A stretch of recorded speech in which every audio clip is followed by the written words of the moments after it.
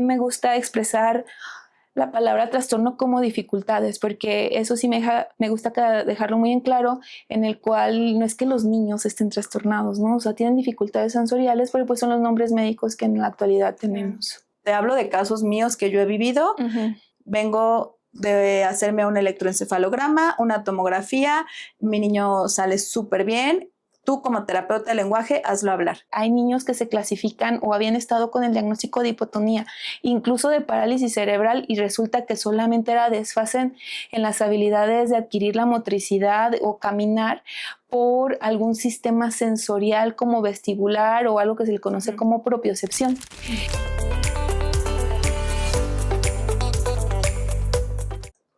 Hola, ¿cómo están? Bienvenido a otro episodio más de este subpodcast Dímelo Bonito. Y pues bueno, estoy súper feliz de presentarles nuevamente a la doctora Salud, pediatra del desarrollo. Bienvenida nuevamente, Salud. Muchas gracias, Isa. Yo también estoy muy feliz de estar acompañándolos el día de hoy aquí. Gracias, Salud. Pues este podcast es la parte 2, ya que pues bueno, la tuvimos en un episodio previo hablando de todo lo que son los hitos del desarrollo, lo que los papás deben de observar en el desarrollo del niño, y pues nos quedamos todavía con más información por recabar, más dudas que resolver de los papás. La doctora pues experta en el tema, y les comentaba en el otro podcast que además pues bueno, es con quien trabajamos en conjunto en Fine con muchos casos. Entonces, pues bueno, vamos a estar aquí otro ratito platicando. Los invito a que si no han visto el episodio 1, les sugiero que vean primero el episodio 1 para que vean los hitos de desarrollo, y ahora vamos a hablar de lo que sigue en trastornos de neurodesarrollo. Pues muchas gracias. Es muy importante en algo que venimos comentando previamente sobre aquellos datos de alarma, Isa, en los cuales o datos que nos pueden sugerir que hay algo diferente en el desarrollo. Hablar de normalidad a veces cuesta mucho trabajo, ¿no? En el sentido de qué tanto es algo normal. A mí me gusta comentarlo como esperado para la edad, ya que puede haber diferencias en esto de que cada niño lleva su ritmo. Entonces, nos habíamos quedado en marcar como ciertas habilidades de acuerdo a la edad que el niño debe de tener, y podemos empezar desde la etapa del lactante. Me voy a centrar en esto que comentabas de los trastornos del neurodesarrollo, en aquellas habilidades en las cuales hay algo que se llama comunicación social, que empieza en los primeros meses de vida, incluso con la fijación de la mirada. Cuando la madre está alimentando al bebé, al niño, a la niña, él voltea a verlo, fija la mirada. Posteriormente, este tipo de comunicación, que va incluso antes de hablar, se ve durante el juego, en el cual el cuidador primario, el padre, la madre, ofrecen un juguete y el niño sigue con la mirada a este objeto. Se le llama atención conjunta, en un primer intento de comunicar algo que le gusta.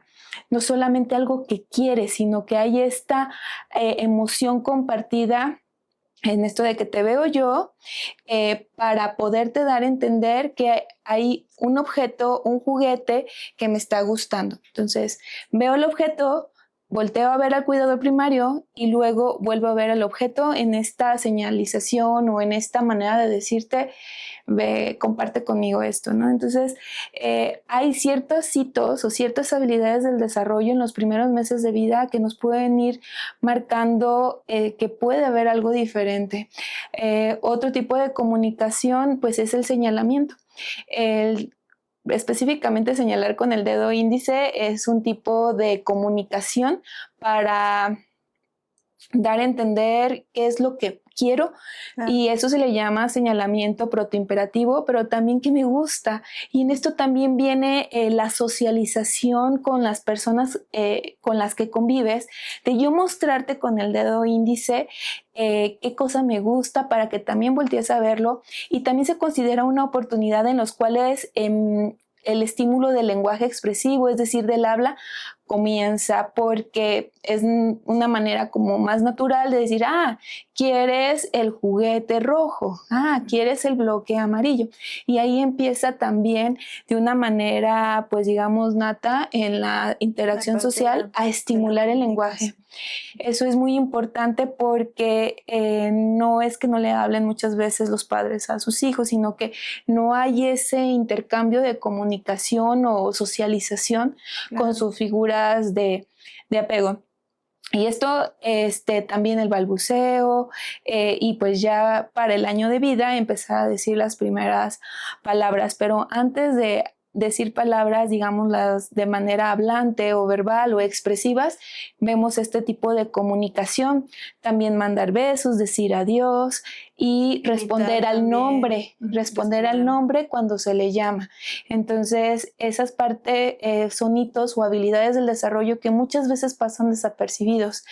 Y lo que sí es motor. Por ejemplo, en los trastornos del neurodesarrollo cada vez hay más evidencia de que hay niños que se clasifican o habían estado con el diagnóstico de hipotonía, incluso de parálisis cerebral, y resulta que solamente era desfase en las habilidades de adquirir la motricidad o caminar por algún sistema sensorial como vestibular o algo que se le conoce como propiocepción, que aquí entraría otras habilidades que tal vez puedan pasar desapercibidas en algo que se le conoce como niños picky, o hiperselectivos que rechazan texturas, grupos de alimentos y también en esta guía de acudir con el pediatra es ver en qué momento es crucial, que sería para los 8 meses o a más tardar 10 meses, pero 8 meses, texturas en la alimentación para ir estimulando algo que se llama procesamiento sensorial, que la palabra sensorial no se refiere más allá que los sentidos.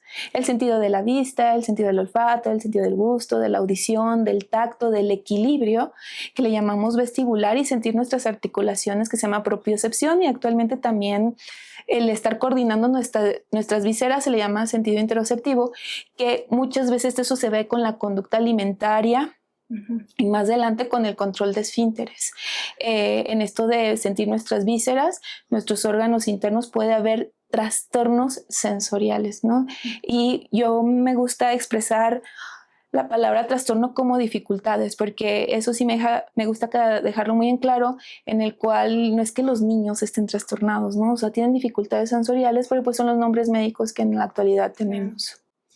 Fíjate que me gusta mucho esto que abordas desde antes del año. ¿Por qué? Porque de repente recibimos pequeñitos, 5, 6, 7 años, y algo que me dicen mucho los papás es, Isa, yo sé que no es bueno comparar a los niños, pero yo veo que sus compañeritos o sus primos o que su hijo, mi hijo mayor a esa edad ya hacía ciertas cosas. Y yo digo, bueno, si bien no se sienten a lo mejor muy cómodos comparando, pero también los niños, acorde a su edad, pues nos dan un parámetro de lo que debe de ser esperado en neurodesarrollo. Por eso estas dudas son, ¿a qué edad debo acudir o desde qué edad puedo acudir a una valoración y con quién acudir a una valoración para ver que hay algo en neurodesarrollo? Bueno, lo ideal es que cada niño fuera a su seguimiento de niño sano. O sea, que estuviera ahí mensualmente con el pediatra, y ya en pediatría tenemos guías o baterías que nos van marcando las pautas del desarrollo. Cada vez se sabe que el juicio clínico no es suficiente, tenemos herramientas que nos van guiando, y en México tenemos la prueba de evaluación del desarrollo infantil, que es la prueba EDI, que nos va guiando en meses. O sea, puede ser que lo hizo antes, puede ser que lo haciendo un poco después, pero todavía está en estos meses o en esta etapa de la vida. Anteriormente pues se le decía niño flojito, o sea, no existen los niños flojos, porque su naturaleza tendría que ser floja. Entonces, ¿a qué edad tendría que ir a valoración? Pues la estimulación que se le llama temprana, que pues qué tanto es temprano, ¿no? Ante factores de riesgo que le llamamos para algún retraso en habilidades del desarrollo o algún un factor de riesgo neurológico, como el haber sido prematuro, el haber pasado algo antes del nacimiento, durante el nacimiento o después del nacimiento, que se llaman factores de riesgo pre, per y postnatales, pues sería comenzar la estimulación temprana. Y en esto yo le llamo oportuna, ¿no? Entonces, si el niño o la madre o el cuidador algo le está inquietando, tiene 4 meses, tiene 6 meses, tiene 1 año, tiene 18 meses, tiene 3 años, o sea, en el momento oportuno es en el que se detecta. Claro. Entonces, ¿qué pasaría que no tuviera nada? Perdón. No pasa nada. Sí. Si tú das una estimulación, sí, simplemente incluso vas a potencializar su desarrollo. Pero si decimos, hoy me preocupa algo, tal vez estoy exagerando, pues estimúlalo y no va a pasar nada malo, ¿no? Al contrario, pues no era nada, que ya también me ha pasado, que han acudido conmigo a valoración y pues no era algún trastorno del neurodesarrollo, a lo mejor un desfase todavía propio de la edad, pero se dio estimulación y al final, pues su desarrollo fue normal o esperado para la edad. Y esto les da también más tranquilidad a los papás, porque yo les digo, es mejor buscar y no encontrar a no haber buscado. Sin embargo, yo sí quiero entrar como en un tema, porque yo soy de la idea, una cosa es el deber ser y otra cosa es la realidad. Y tú, si bien mencionas, ¿no? Una sugerencia es que vayan a sus revisiones de niño sano mensualmente el primer año de vida. Y yo sí quiero mencionar lo que nos llega a nosotros a consulta, porque en realidad sí nos llegan niños que han ido a su desarrollo de niño sano mensualmente y que hasta incluso todavía de repente llega a ver a algunos pediatras que le dicen mucho a la mamá, por ejemplo, no le dé todo, espérese a que hable y si no le dice agua, entonces no le dé agua hasta que diga agua, ¿no? Que nosotros en neurodesarrollo vemos algo, pues, cruel, ¿no? Es esa situación, ¿por qué? Porque hay algo más. También me han llegado casos donde han acudido a ciertos médicos, te hablo de casos míos que yo he vivido, ¿por qué? Porque en realidad contigo hemos hecho una red de apoyo muy bonita, entonces de repente llegan y me dicen, Isa, vengo de hacerme un electroencefalograma, una tomografía, mi niño sale súper bien, tú como terapeuta de lenguaje, hazlo hablar. Y entonces yo platico con los papás y yo digo, aunque me vengan con un electro y una tomografía de otro médico, yo tengo que ver algunas pruebas. ¿Por qué? Porque eso no me descarta una condición en neurodesarrollo. Y si hay papis que de repente han ido a especialistas y no encuentran el lugar adecuado, y hasta se quedan como con esta duda que me dicen, es que a mí el doctor me dice, está bien, pero a mí me late como que algo todavía no encuentra, ¿no? Yo creo también esta intuición de papás. Sí, de hecho hay estudios que demuestran que los que más conocen de la conducta de los niños son los padres y estos diagnósticos son conductuales. El primero en saber que hay algún trastorno del neurodesarrollo son los cuidadores primarios, los padres. Entonces, ¿por qué? Pues porque están 24/7. Los médicos solo lo vemos un fragmento del tiempo y mucho de lo que se hacen en las valoraciones de conducta es ver el ambiente social, familiar, escolar y también dentro del consultorio. O sea, tiene que ser un conjunto para llegar a un diagnóstico. A veces, pues, es más claro y sale en la primera consulta, pero a veces también necesitamos más información de otras personas que conviven con el niño, con la niña o el adolescente. Entonces, los especialistas en desarrollo, yo soy pediatra del desarrollo, mi especialidad o la alta especialidad tiene relativamente poco en México y el único hospital es el Hospital Infantil de México Federico Gómez, donde nos estamos formando, pero hay otras especialistas que también llegan a ver o que también tienen una formación de desarrollo, que es el paidopsiquiatra, el psiquiatra infantil y de la adolescencia, que se le conoce como paidopsiquiatra, y también neurólogos, sobre todo neurólogos que sí estén enfocados no solo a patología neurológica, sino en neurodesarrollo. Y es que aquí surge pues a veces esa confusión, neurológico y neurodesarrollo. La palabra desarrollo significa habilidad, donde el para adquirir un aprendizaje necesito de conexiones neuronales, gracias a lo que se llama plasticidad neuronal, donde intervienen sustancias químicas que se le llaman neurotransmisores, que eso no se ve en una tomografía, digamos en términos muy generales, que la tomografía llega a ser un esquema anatómico, digámoslo así, fotografía de la estructura del cerebro, si una parte no se desarrolló adecuadamente, y nada más, pero no alcanzamos a ver función.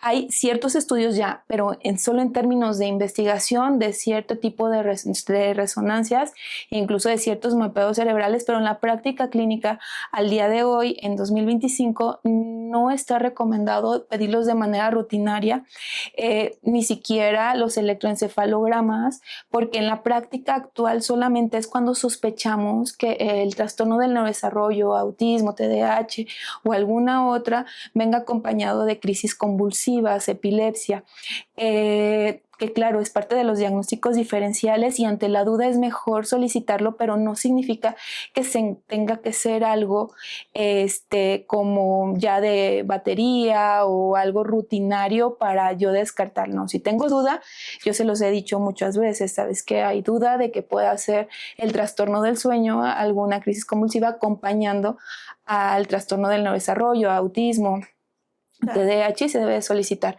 Pero sí, para eso pues yo creo que es muy valioso lo que estás haciendo de brindar información. Nos estás buscando especialistas para aclarar como estas dudas, que si el médico se lo está pidiendo pues es válido porque tiene duda, pero que los trastornos del neurodesarrollo son conductuales y que hay entrenamientos en México y el mundo solamente de valorar conducta. Claro. Y por eso tienes que hacer un equipo multidisciplinario, porque como médico, pues, no podemos ser todo, ¿no? Entonces, a tener este equipo es también muy valioso y que los padres vayan entendiendo el rol, ¿no? A veces lo que hacemos en pediatría del desarrollo es ser como estos guías hacia dónde. Hay veces que los pacientes los terminamos viendo cada 6 meses, porque aquí el tratamiento fundamental son las terapias, el tener una terapia de socialización, de comunicación, terapia motricidad, terapia sensorial. Entonces, lo que hacemos en pediatría del desarrollo es ser como esa guía, decirle cómo por dónde, porque pues no son enfermedades, ¿no? Hay casos que a veces se tienen que medicar, pero no propios del trastorno del neurodesarrollo, sino alguna dificultad que tenga la persona. Claro. Y sí, la verdad, justo la finalidad de este podcast es traer a ustedes profesionales. Comentábamos, tuvimos un episodio con el doctor Jorge Hugo Cepeda, el ginecólogo, y también decíamos muchas veces en Morelia, me encuentro yo con papás que dicen, no, es que yo fui a mi neurólogo en Guanajuato, Guadalajara, México, hasta Estados Unidos, y en Morelia también hay muy buenos profesionales, y en el sentido también de una emergencia, pues es mejor contar con alguien cerca. Esto que menciona Salud, yo lo conozco como la comorbilidad, cuando puede haber múltiples diagnósticos. Es decir, tuvimos en FINE un paciente que era síndrome de Down, bueno, que el niño es síndrome de Down, tiene el labio paladar hendido ya con sus cirugías, y aparte salió con reactivos de TDAH. Okay. Entonces ahí pues fueron como diferentes condiciones, ¿no? Otras situaciones, a lo mejor, como dices, un niño con autismo, pero a la par con epilepsia. Entonces en el electro vemos la epilepsia, sin embargo en las pruebas de neurodesarrollo vemos el tema de autismo. Nosotros en FINE, cuando vemos alguna condición en neurodesarrollo, que como bien lo menciona la doctora, y quiero aclararlo muy puntualmente, ¿por qué? Porque, bueno, nosotros al ser terapeutas, que en FINE contamos con licenciadas en educación especial, psicólogos, y muchas veces los comentarios son, pero ustedes no son doctoras. Sí, en realidad no somos médicos, somos terapeutas que vemos reactivos conductuales, porque el neurodesarrollo se ve a través de conducta, y pues claro, en este caso, con quien nosotras en Morelia trabajamos es con la doctora Salud para temas de neurodesarrollo. Trabajamos con neurólogos pediatras, sí, también para otros casos. incluso el doctor Ricardo también nos habló de traumatismos cráneoencefálicos, que es un tema muy, muy importante, muy enriquecedor, y es ahí donde viene lo que comentas tú, el equipo, donde hay que tener una visión global en el área médica y en el área terapéutica, porque también, si me permites mencionar esto, con la doctora Salud tenemos muchísima comunicación. La doctora Salud lo cita a su seguimiento, ya sea mensual, trimestral, y en terapia van cada semana. En terapia vemos temas desde dinámica familiar, cómo reacciona a ciertas estrategias, si hay seguimiento en casa, cómo es su alimentación. Entonces, al nosotros, previo a una consulta médica, tener esta comunicación, pues también da herramientas al médico y a su vez que el médico nos retroalimente con lo que él observa, que tiene un periodo a lo mejor de 3 meses sin verlo y dice, bueno, lo vi hace 3 meses y estaba de esta manera y ahora después de 3 meses, ¿cómo está? Y otros 3 meses hasta que se logra, no sé, un bloque de un año de ver cómo el desarrollo paulatinamente fue avanzando. Exacto, sí. Sí, o incluso el retraso del lenguaje, y cuando estoy conversando con el paciente, el niño ya es más entendible su conversación, el seguimiento de órdenes, entonces no es tan rápido muchas veces, pero la constancia, la frecuencia y el tener la neurobiología, las neurociencias nos han aportado el cómo funciona el cerebro gracias a la plasticidad neuronal, que es simplemente con formar redes neuronales con la práctica en la repetición, ¿no? Entonces, si está constante en terapia, es muy satisfactorio ver con el paso del tiempo cómo van logrando las habilidades y cómo reactivos que no lograban ya ahora lo logran, ¿no? O también que no haya avanzado, pues tenemos que replantear, ¿no? ¿Qué está faltando? ¿Qué otro integrante al equipo necesitamos? Algo que no se alcanza a ver. Algo que no se alcance a ver, ¿es dinámica familiar o no lo es? ¿Es alguna cuestión médica? ¿Es algún otro diagnóstico agregado?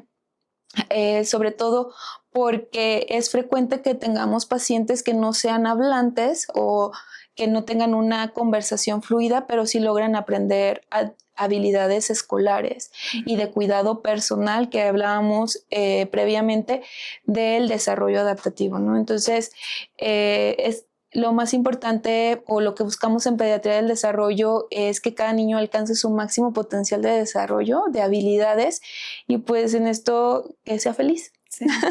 Y junto con su familia, que se sientan plenos, ¿no? Y también algo que me gusta mucho enfatizar, porque ya me ha tocado, es que en esto de las habilidades, los diagnósticos se escriben con lápiz.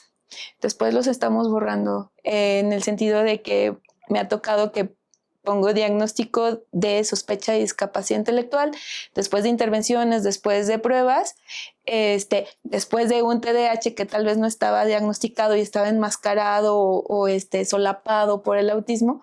Dimos manejo para TDAH agregado, y mejoran las habilidades, ¿no? Entonces es esta valoración continua para hacer más intervenciones y que el niño vaya aprendiendo. Y justamente mencionas algo que considero muy valioso, que es donde viene la palabra trastorno, porque cambia, como dices, ¿no? O sea, empezamos con un diagnóstico inicial que nos da ciertos reactivos, pero ya al trabajar la estimulación, cambia el niño, cambia el desarrollo, cambian sus habilidades, y como dices tú, si no hay un avance esperado, es replantearnos si falta un especialista o si tenemos que guiar hacia otro lado el tratamiento. A mí me gustaría darle mucha exposición a esta plática que estoy teniendo contigo, porque yo considero que en Fine y contigo, Salud, que tienes tú tu espacio independiente, somos personas que lo hacemos de verdad porque nos apasiona, porque queremos a los niños, porque nos nace del corazón, y muchas veces el ver papás angustiados, desesperados, con ciertos diagnósticos que en realidad a veces los dejan con más dudas que respuestas. Yo considero que falta muchísimo crear conciencia de esta área, de esta alta especialidad en medicina, en neurodesarrollo, para papás y para escuelas. Okay, sí. Algo que me pasa mucho es que en las escuelas, porque también en FINE damos seguimiento con las escuelas, me dicen, ya lo canalicé a neurólogo pediatra, ya va a ir con tal neurólogo pediatra. Es muy respetable la profesión, sin embargo, sí considero que todavía no se sabe en las escuelas hacer bien una intervención o una canalización al caso. Okay. Que es muy común que si un niño tiene problema de lenguaje, neurólogo pediatra, problema de conducta, neurólogo pediatra, no se sienta, neurólogo pediatra, no come, neurólogo pediatra, no duerme, neurólogo pediatra. Como que es muy marcado así y no se ve otro panorama en los niños. Y creo que esta información puede llegar no solo a papás, sino a escuelas, a psicólogos también que de repente ya dicen, ¿a dónde envío? Yo en lo personal, doctora Salud aquí, me encanta porque me encantan sus valoraciones, me encanta el seguimiento que les da, me encanta el trato humano que tiene con los papás, que tiene con los pequeños y también ha sido una doctora con la que de verdad contamos con su apoyo, nos responde los mensajes, responde los de papás y es parte fundamental del equipo. Y yo te he dicho, ¿no? Aunque no estás en FINE, para nosotros eres parte de FINE. Sí, no, pues muchas gracias por la confianza y es eso, en desarrollo vemos toda esta parte familiar, social, que es la escolar y no solo la médica, ¿no? Entonces, reforzar que si hay alguna inquietud, puedes acercarse.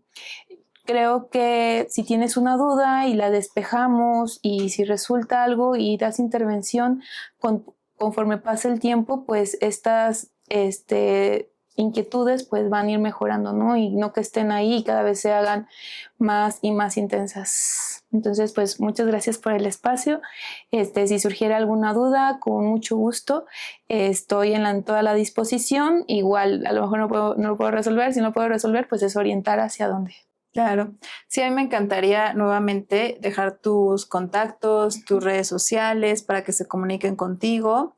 Y también, sí, algo muy certero que haces tú es que, bueno, hasta aquí es mi área, pero lo canalizo a otra área expertise. Entonces también puedes como identificar con quién canalizar a los niños. Pues agradecerte también todo el apoyo que nos has dado con nuestros pequeñitos. A mí también en lo personal como mamá me has ayudado mucho. Muchas gracias por la confianza. Pues, hay mucha confianza y cariño aquí con la doctora. Gracias, un placer. Gracias.